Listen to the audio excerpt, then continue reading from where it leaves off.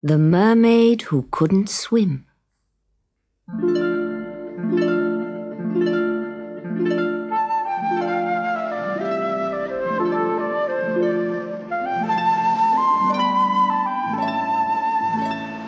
Melina the mermaid sat on a floating carpet of seaweed, far out to sea. Sometimes the edge of a bigger wave splashed against her, so salty droplets touched her cheeks and mingled with her tears. Yes, Melina was crying. Something she often did, for she was very unhappy. Suddenly, a dolphin broke the surface of the water, jumping high above it. Then he flopped back with a splash and swam closer to Melina. "That was clever," said Melina, "but it's no use trying to cheer me up." Melina swished the tip of her tail fin into the sea, then wiped her eyes. Instantly they filled with tears again. "I mean," sobbed Melina, "whoever heard of a mermaid who couldn't swim?" "But you're young, Melina," replied the dolphin. "You may still learn." "How I've tried," the little mermaid went on, "but it's no use. I'll never be able to swim down to the seabed and explore the underwater garden of strange corals and plants. And I've always so wanted to." "Never mind," said the dolphin. "You don't have to swim, Melina. Jump on my back. I will carry you far across the sea. I will take you anywhere you want." At last, beginning to smile, Melina hung on tightly as the dolphin raced over the waves. They travelled farther and farther to strange coastal waters where even the dolphin had never been before. Above, a silver moon cast their shadows on the sea.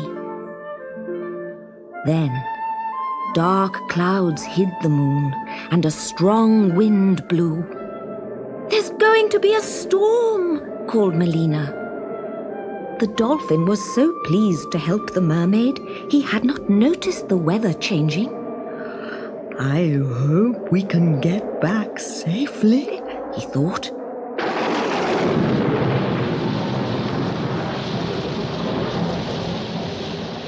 The swell of the ocean carried them towards a tiny cluster of cottages which hugged the steep coast of faraway Island. There lived young Spedwin, who could swim so well, some said he was almost more fish than boy. Even the fittest, strongest men were amazed by the way he could dive, then twist and weave in the water. Sometimes he would disappear under the surface for a full minute or more before emerging again, swimming easily between the rocks and surging currents. As the mermaid and dolphin approached, Spedwin chanced to be sitting on a craggy rock which overhung the water's edge. He had been swimming all day and was about to return home. Just then, as the rain and wind lashed at the waves, Melina lost her grip on the dolphin and was swept away. "Oh, help!" she cried. "I can't swim!" The poor dolphin searched frantically, dipping under the waves, then up again. But the current was fierce, and Melina had gone. She was swept closer to the island, her cries carrying in the wind. Spedwin saw the mermaid's golden hair, her grasping hand reaching above the sea. Spedwin dived, and in no time he was beside Melina. "Hold on, I've got you!" And with a firm grip he held the mermaid and swam with all his strength to the old wreck, whose upturned bows always remained above even the roughest sea. Then Spedwin stared in wonder as he saw that Melina had no ordinary legs, but a beautiful shiny green fishtail from her waist down. "A mermaid?" said Spedwin. "Then how? Why?" can't swim," answered Melina, bursting into tears again. "I shall teach you then," said Spedwin. Within the wreck was a pool of calm water, and Spedwin swam in it, to and fro. He showed Melina how to move her arms, cutting through the water. "Kick with your fishtail," said Spedwin. "Trust me, it's easy." Melina was nervous and a little frightened, but finally she slid into the water. Hardly had she done so when a huge wave washed against the wreck. A wall of water surged through it and swept Melina away. She let out a piercing cry of fear, but Spedwin could do nothing.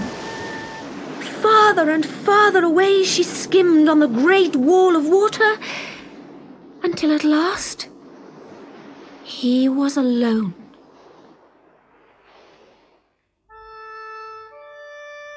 Many years later, Spedwin had become the finest fisherman in the village. He took his boat farther out to sea than any of the others in the small fleet. It was almost as though he was searching. Spedwin had never married, though many would have chosen to be his wife. But the memory of Melina, his little mermaid, was still dear to him. Had she perished that night long ago? Spedwin was to find out. It began with a storm, the like of which Faraway Island had never seen before. It came from nowhere and struck with a great rage. Even Spedwin was caught unawares. As he clung to the helm of his fishing boat, the sea closed over him. Spedwin and the fishing net at his feet were washed away. The net closed round him as he struggled in the heaving water, and in a moment he was hopelessly entangled. Spedwin began to sink. He could not breathe. Suddenly, hands took him, pushed him to the surface. Dark water grew lighter, and there was air. So he was held, caught within the net, floating on the raging sea until the storm eased. "Melina," cried Spedwin, "so you did learn to swim. You've saved my life, just as you saved mine," came the sweet sound of the mermaid's voice. Soon she cut through the net with a sharp seashell. "Now we shall never lose each other again." And so it was that Spedwin often made trips in his little boat to parts of the ocean where no others dared to follow. Even now that Spedwin is an old man, he has never taken a bride from among his village.